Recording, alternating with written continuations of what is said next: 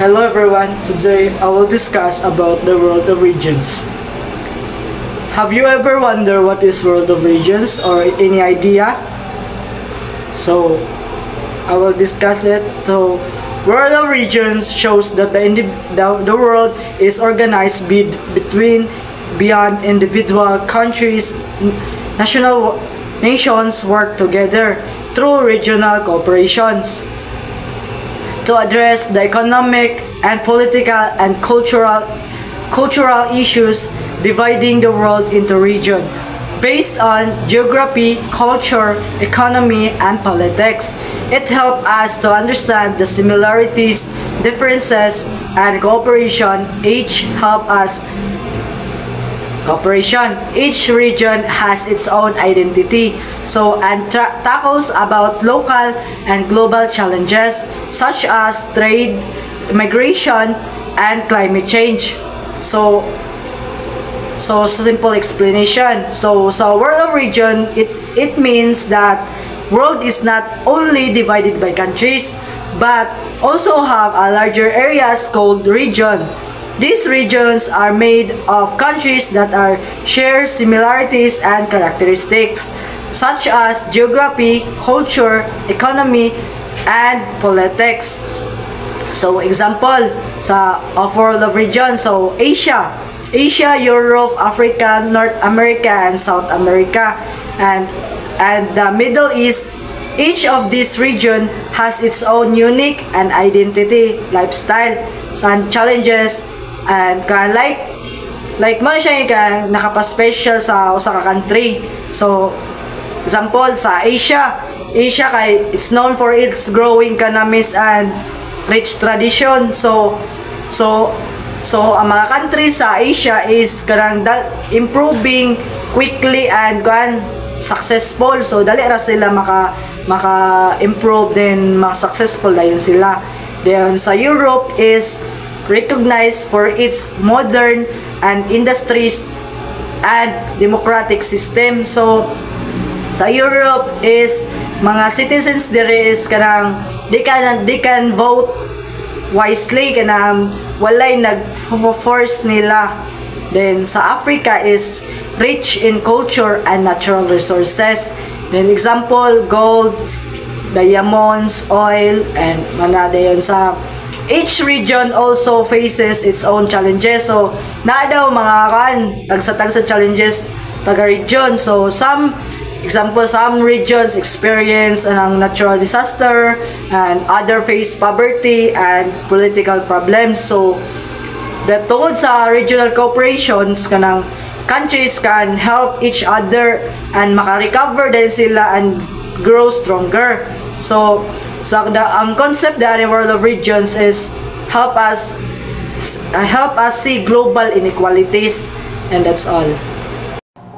So now I'm gonna tackle about the three-world theory, or what we call as three-world model or three-world mapping.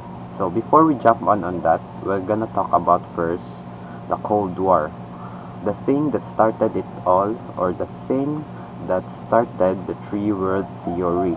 So the Cold War was a tense period after World War II, when the US and the Soviet Union competed for global influence without fighting. So before Cold War, there was World War II, diba? So World War II has two sides, the Allies power and the Axis power. So Allies power was consisted of US, UK, and the Soviet Union itself.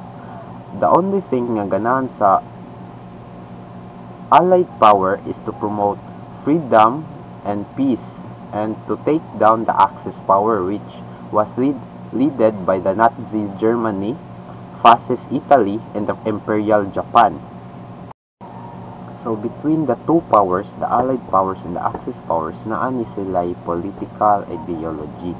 So ang Allied power, ang ilang political ideology ani is democracy. Ma-example na to ang USA being a liberal democratic country, na freedom ang mga tao. While ang Axis power, they promote militarism, like how Germany invaded Poland. Well, so much of that, now we're gonna talk about the Allied power. So kaning Allied power kung ano naani sila gitawag nga the Big Four. Ang kaning the Big Four was consisted with UK, USA, Soviet Union, and lastly, the China. So in what way ga-start ang Cold War? So after the World War II ended, di ba naman na-defeat sa Ally ang Axis power. So unsa na may tabo karon? Their common enemy was gone, and their difference in ideology and government and economic became clear. Na dito nakita nila na lahi ang ilahang ideology between sa four countries. So ang UK ug US kuan sila capitalist. Kaning Soviet Union ug China kuan sila communist. So dito naay kanang internal conflict gani or internal competition na pagkahuman nga nawala na ang ilang common enemy, which is the Axis power. So after that, as the time goes by, nagkadako ang political tension and rivalry between sa mga allied country inside the Allies power. It started in late 1940s and ended in the early 1990s. Cold War divided the Allies power into two blocks. So what is this block? So Western bloc, the capitalists, the USA and the UK, mo ni sila gitawag as the capitalists. While the Eastern bloc, the Soviet Union and China, mo ni sila gitawag as the communists. They were divided in two, and each shaped global politics for decades. And also gitawag na siya Cold War because walay nahitabo nga direct fighting. Walay arm and violence nga nahitabo between ato nga time period. But anyway, they competed in any other fields. First, we're gonna talk about the arms races.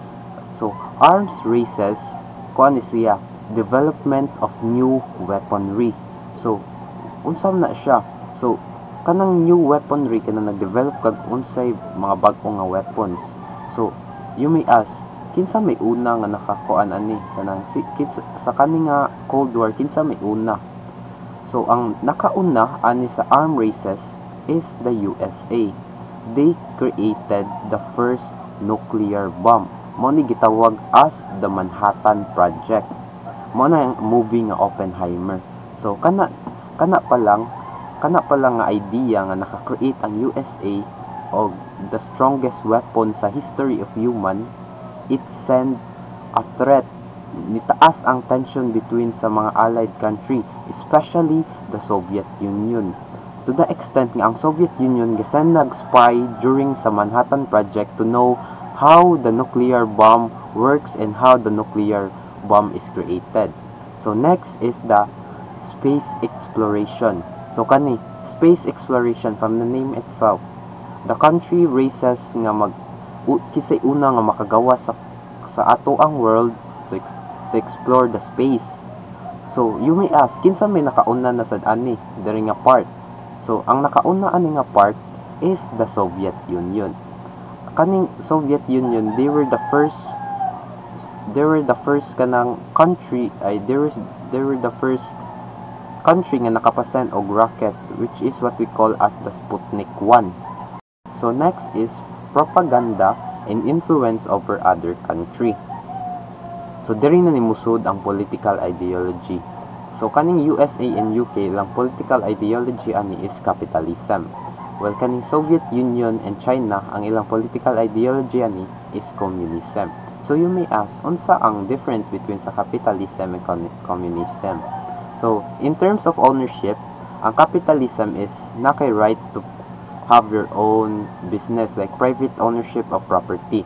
While ang communism is it is a collective or state ownership of property. So what do you mean of that? Ang capitalism is maka-own kag imuha, nakay freedom to own your own business. While ang communism is ang government ang gahold sa market. So murag wala kay rights to own your market. So while ang capitalism, it is driven by free market, supply and demand. So, and communism, it is a centralized state planning of production, prices, and wages. So, ang capitalism is naamoy freedom, more on economic freedom mo. Well, ang communism is a state-driven market. So state-driven market is ang government ang control sa market. So unsa may kuan ani downside ani nila. So capitalism, so downside of capitalism is the rich get richer while the poor gets poorer. Well, ang communism, it is more on too much equality gani. So if example ang government ninyo is corrupt, so ma-affected mong tanan because you wanted mong ka equality. So equality in bad terms na gani. Like if example corrupted ang inyong government, so kamo tanan is affected. So what's worse ana is all of you become poor. So wala may space for development gani, wala may space for independent to be independent and to strive for your own because you are also affected by the state-driven market. So competing for global dominance, the Soviet Union unfortunately collapsed in 1991, ending the communist control in Eastern Europe, so making the United States and the Western Bloc won the Cold War because their capitalist and democratic system outlasted the Soviet Union's communist system. So many former Soviet countries like pareho sa Poland, Ukraine, and the Baltic states, they become independent and adapt and move toward democracy and capitalism over communism. And during those time, the US remained a global superpower, while the Soviet Union broke apart into 15 smaller nations. So diri na mosulod ang Three World Theory. So what is Three World Theory? Kuan siya kanang mapping of countries through ideological and political sense, not purely geographic.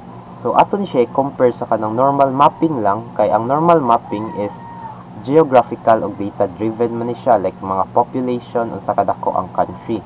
But ang Three World Theory is na originated ni siya from ideological and political sense, and nag-originate ni siya from the effects of the Cold War. So kaning Three World Theory na siya 3 parts: the first world, the second world, and the third world. So first, the first world. These were the richest and the most industrialized countries. They were democratic, capitalist, and most of them were allies of the United States. They had strong economies, advanced technologies, and high standards of living. Examples are the United States, Canada, Japan, Australia, and Western European nations.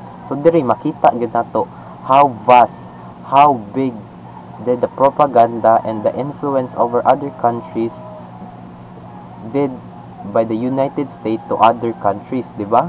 Even the Japan nga dapat axis power ni and imperialism ni ang ilang ideology, they also adapted into democratic and capitalism after World War II. The next is the second world. So diri na nabutang ang mga communist parties. These were communist or socialist countries that followed the Soviet Union ideologies. They had centrally planned economies where the government controlled production and resources. Mao ni mga countries nga nisunod sa ideology of communism, influenced by their propaganda and their influence over other countries that was originated from the Soviet Union. They were not as wealthy as the first world because they were the one defeated during the Cold War. They collapsed in 1991. So, but not as poor as the third world country either. Examples are the Soviet Union, East Germany, Poland, and Ukraine.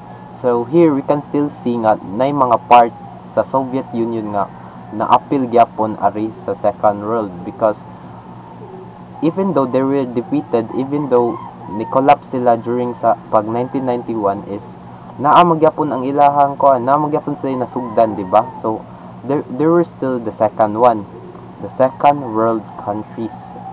Like also ang East Germany, Axis power gyapon kay Axis power from World War II. So there were still second world because they nagstay sila sa ilang ni-adapt sila sa ideology sa Soviet Union. Finally and lastly, the third world. So, these were the countries nga wala na align with either United States or the Soviet Union. Mo ni mga countries nga either wala ni ally between the two or dili sila present during the Cold War. Most of them were in Africa, Asia, and Latin America. Mo ni mga countries nga often connected with underdeveloped, with poverty, or weaker economies and political instability, mga developing nations pa, or developing countries. Mao ni ang example ani is the Africa, Latin America, o most part of Asia. Ma-example na to ang Philippines because Philippines during World War II were heavily bombarded ni sila. Murag kita nahimo direct battlegrounds between katong ni-invade ang Japan here and napadala diri og soldiers ang mga USA. So warfare, present a warfare during the World War II, but economically is wala ta ni present ani during Cold War nila, wala ta ni ally between the two. So again, good morning, and let's talk about first the things first. What are these countries? So the United States, Canada, all countries in Western Europe, Australia, New Zealand, Japan, and Korea. Do you have some ideas? So these countries is from North. Next slide, please. So the global divides into North and South. Next slide. So global divides separate countries. Like kuan siya, countries classified by development and influence. Global North is developing. Developed countries, sorry. Developed countries na ang North, and the South is developing. So sila pa ang nagpapa sa North nga mag-develop sila. Sige sila developing. Like nag-develop pa sila para makaapa sa North para ganing mo increase pod ilahang kuan dito. So highlights inequalities in wealth and resources. Concept emerged during Cold War. Next slide, please. So before that, develop gap. It's called North-South divide. So it shows economic gap. It shows economic gap between rich and poor. So dara na makita jud nila ang kanang pagkapapobrehon. It's mga dato like ingana gani.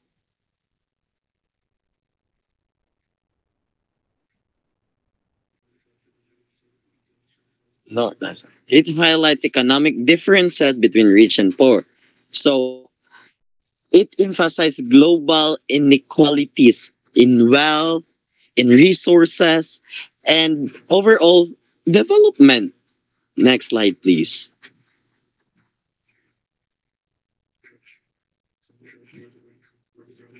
So there are 5 major dimensions that differentiate the North and the South. We have the politics, colonialism, technology, wealth, and demography. Next slide, please. So I have an activity about global divide, globe mapping. So can you differentiate asa dapit ang North and the South? Anyone? Next slide, please. Oh, there is. Can you differentiate anyone from the group? Oh, okay, Charmel. Raising Okay, your so hand. for me is ang north is naasa babaw while ang south is nasa ubos. Yes, that's correct. Next slide, please.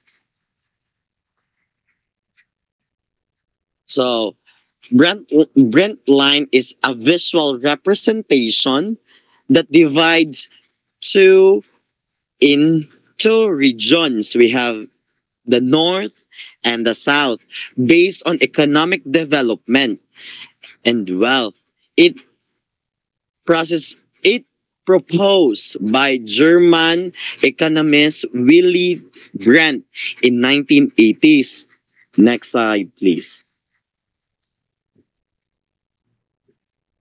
On this map, the country in the upper, we have the United States, Kenya, Canada, China. In upper side, we have the nations are wealthy. In industrial, have highlights in economic and enjoy political stability. In the countries in the lower part, we have the including the Latin America, Australia, Africa parts are these nations are still developing. It helps as economic development defines across in the world. So ang kana sila guys is ang kanya siya mao na siya na ay north and south is ang kanang upper ang north is sila jud ang sigig process sila ang sigig develop sa ilang mga naa sila tanan equipment. And the south is pitara ang naay raw materials but dili na process ing ana siya. So next, that's all my that next we have Charmel Castro in his part. Next slide, please.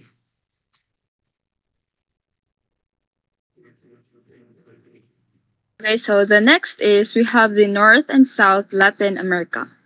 Next, please.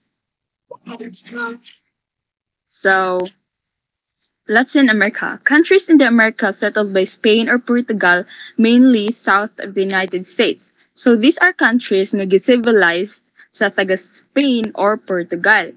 Cultural region of diverse people defined by by Spanish and Portuguese speaking nations, Portuguese spoken in Brazil. So these are countries nga ang ilahang primary language is Spanish and Portuguese. Some countries like Belize, Guyana, Suriname, and Trinidad and Tobago are excluded. Why?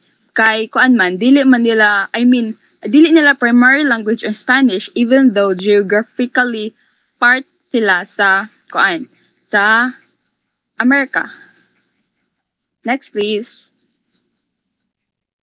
So, North America includes Canada, the United States, Mexico, Central America, and Caribbean islands. So, muna sila ang mga countries na included sa North America. Comprises 23 independent countries. Some Caribbean islands are territories of other nations. So, naay mga islands sa Caribbean nga ang ga-terrorize nila is like taga UK, ana sa laing nga mga nations. Greenland is geographically part of North America but politically and culturally aligned with Europe. Even though ang Greenland daw is like geographically part siya sa North America, but ang ilahang mga laws nga gisunod, ilang mga cultures dito is aligned sa Europe. Adto sila sa Europe gani or dependent sila sa Europe something. Next please.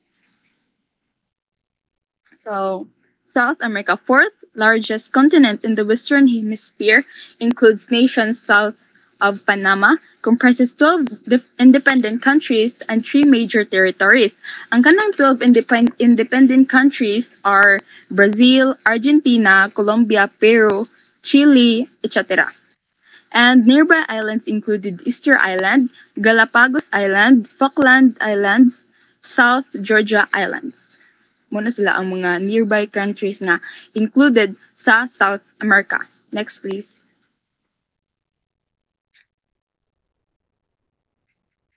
Next,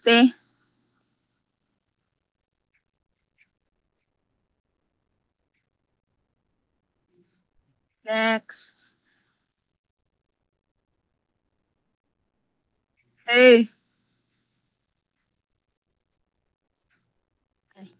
So, causes of division between North and South America that caused civil war. So the first one is industry versus farming, states' rights, expansion, slavery, bleeding Kansas, Abraham Lincoln, and succession. Next. So the first one is industry versus farming. The North was industrialized with factories and railroads, while the South relied heavily on farming and plantations, creating an economic divide. So ang sa the North daw is, imagine it like this nga, ang North is, kung sila, kanang advanced sila, ilang mga technologies, nirely sila, ano, fast-paced, gani sila, while ang taga South is more on agriculture, more on like farming, plantations, traditional ang South, while ang North is more on like buildings, ano sila. Imagine nga kanang sa city and sa province, more inana gani.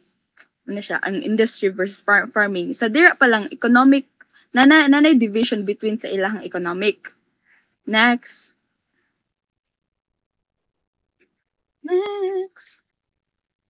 States' rights. Southern states wanted more independence from the federal government, believing national laws were limiting their freedom. So ang taga-Southern daw is like they wanted nga kanaganing dili na sila di na sila agad sa ana nga silang federal government. Kaya ang kanang ilang federal government magod is nag-promote na sila og fair labor. While ang taga-South is kanang na sila pro-slavery man na sila kay through slavery mas cheap man ilang labor and mas makaginansya gani sila kay ang slavery diba is forcing people to work without pay, and since ang taga South is man sila more on like farming man sila and gamay man ginansya, so mas makaginansya sila if dili na sila mubayad og mga tawo ni work para nila ang halin is sa ilahan na diretso mo nang di sila ganahan sa ana nga government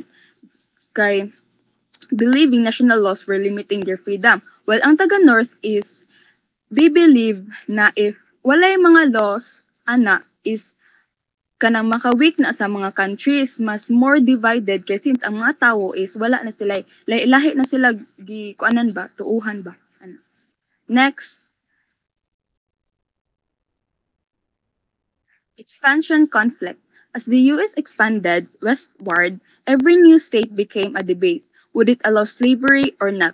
This fueled tensions. So as the United States kanang ni-expand sila pa west, kanang every new state became a debate. Every nasod, every lugar nga matukod is a question na sa mga taga US na if ang kanang nga lugar, if mo allow ba sila og slavery or not.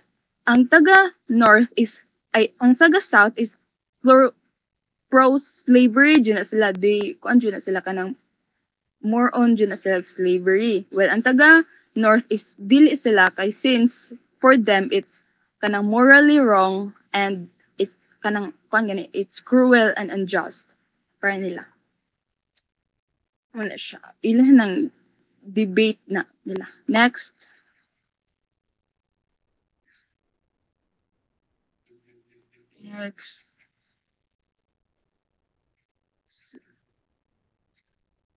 Next day.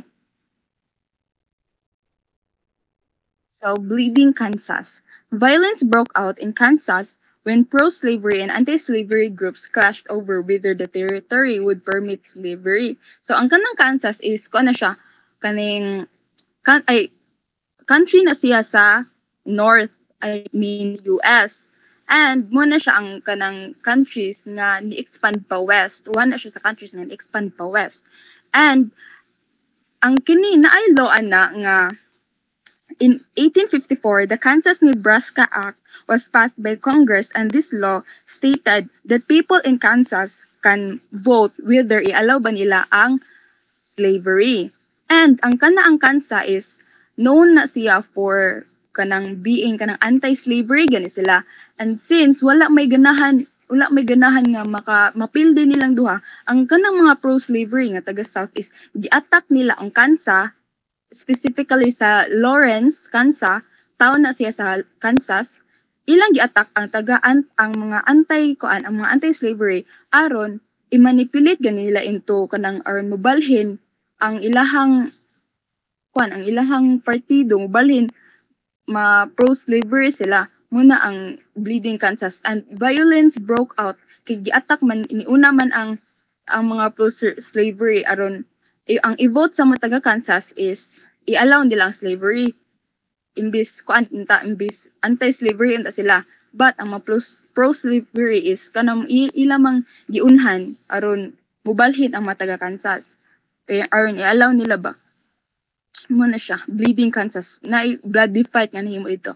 So Abraham Lincoln's election, the South saw Lincoln as a threat to slavery and their way of life, even though he wasn't on the ballot in many southern states. So pagka-elect ni Abraham nga president, ang mga taga they saw him as a threat kay noon man si Abraham nga anti-slavery, and even though sa iyang plataporma wala siya niingon nga i-end niya ang slavery, but mangita siya guway aron kanaganing dili na mo expand pag maayo ang slavery, and kana siya is they saw it as a threat kay since ang taga South is ni-rely biya sila heavily on slavery kay mas madato lagi sila ana.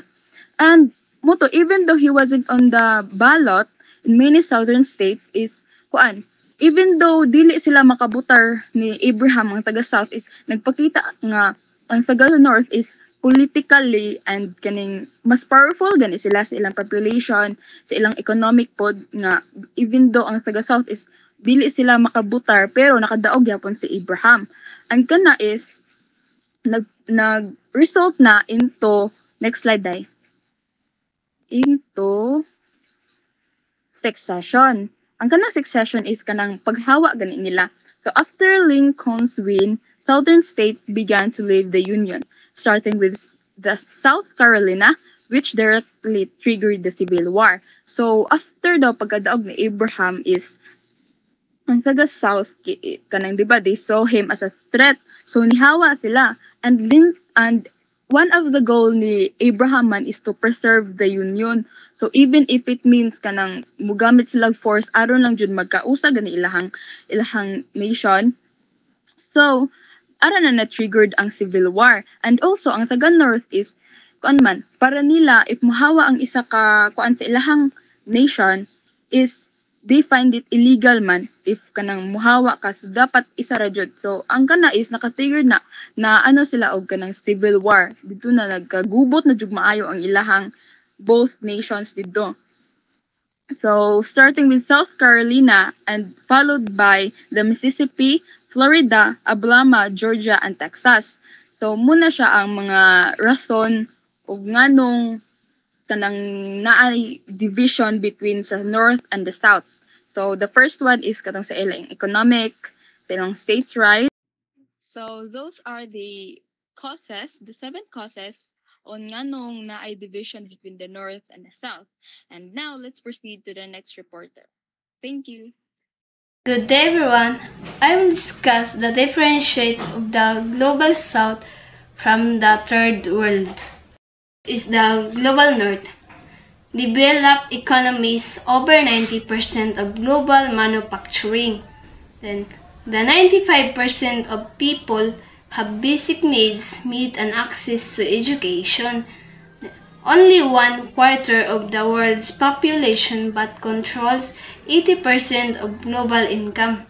The Global North consists of wealthy, industrialized countries with highly developed economies controlling most of the world's income despite having only 1/4 of the population. And the Global North, it includes rich and industrialized countries with strong economies. They control most of the world's wealth, even though they have a smaller population. People here usually have access to education and basic needs. Ang example ani kay gikan sa US, Canada, Japan, and countries in Western Europe. Monay sa Global North. Global South. relatively low GDP, high population, and limited access to the basic needs, makes up over 3/4 of the world's population but only a fifth of global income. Economies rely on imports from the north and have low technological development. The global consists of less developed countries with low GDP, large populations, and limited access to basic needs. A global south as a group of less developed countries with low income, large population, and limited access to basic needs. Muna sa global south. These countries make up most of the world's population, but earn only a small share of global income and depend on imports from richer nature. Many depend on imports from the global north and have less technology. Muna siya nasa global south. Example scenario. This example reflects globalization. The global north thrives technology and profit, while the global south supplies resources.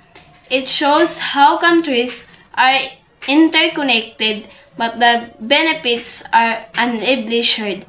The design and technology come from a company in the global north, like the US or Japan.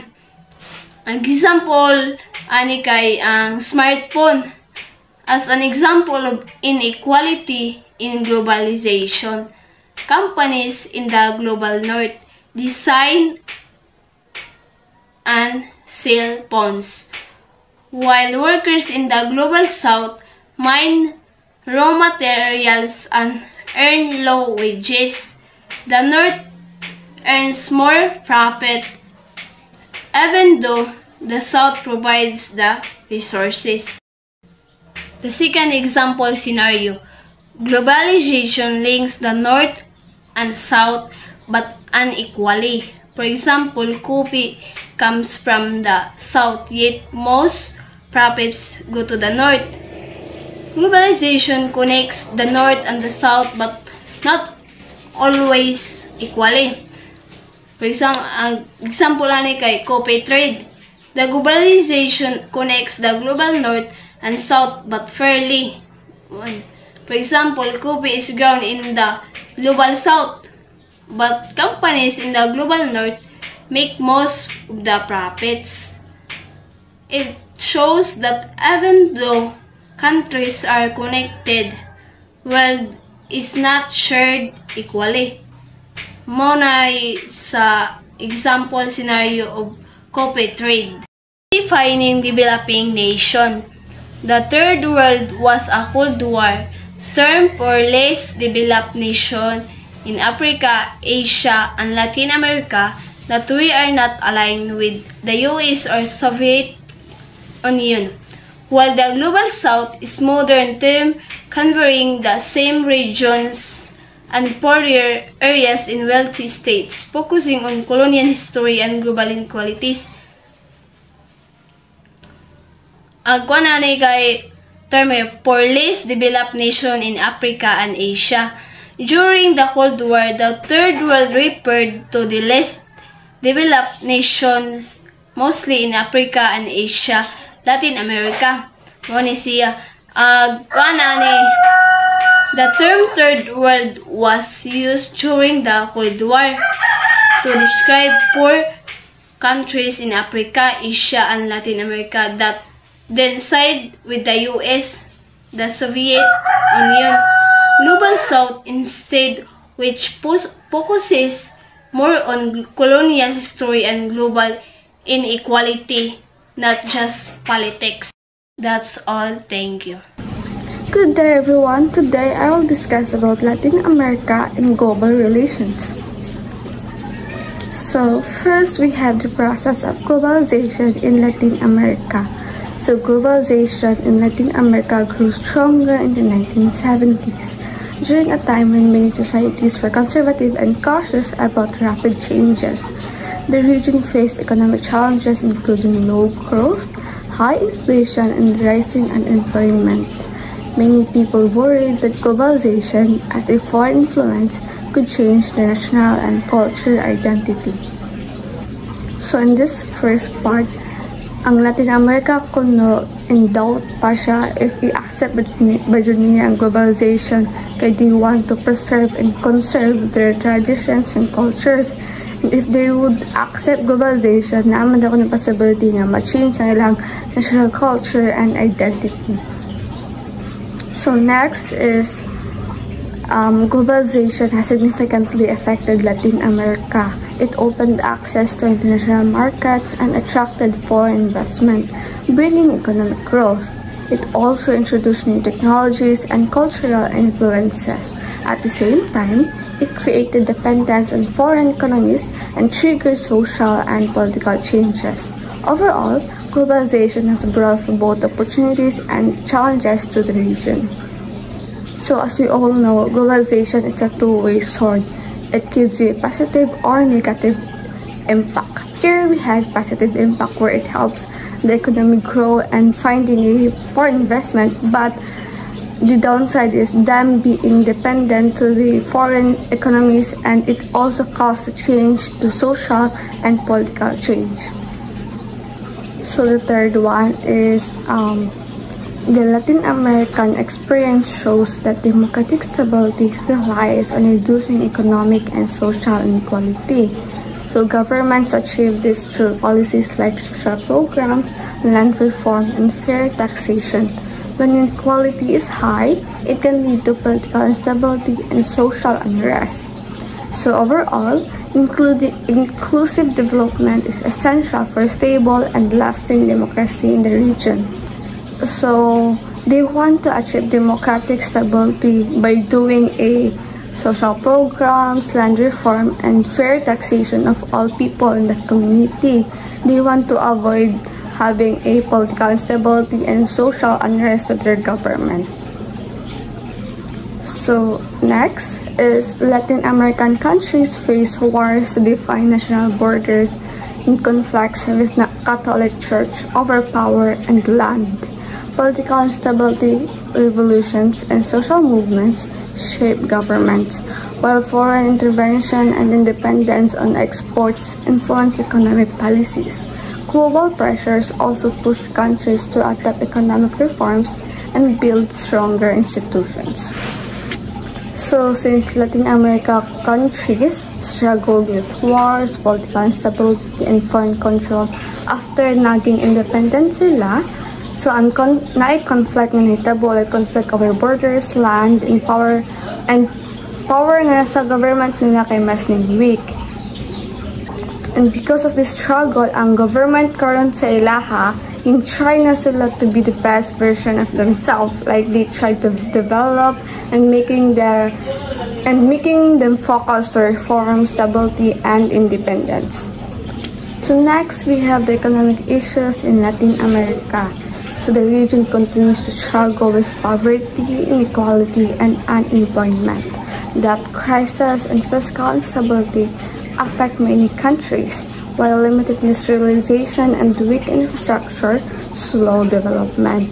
Latin America is also vulnerable to fluctuations in global markets, which impact economic stability.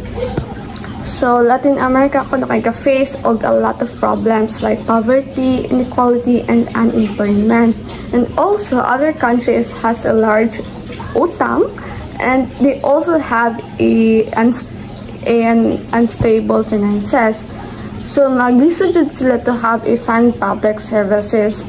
And kana ang problem nila kay naka-cause na sila limitation to industrial growth and nagkabati sa og infrastructure, and also having a slow progress is that.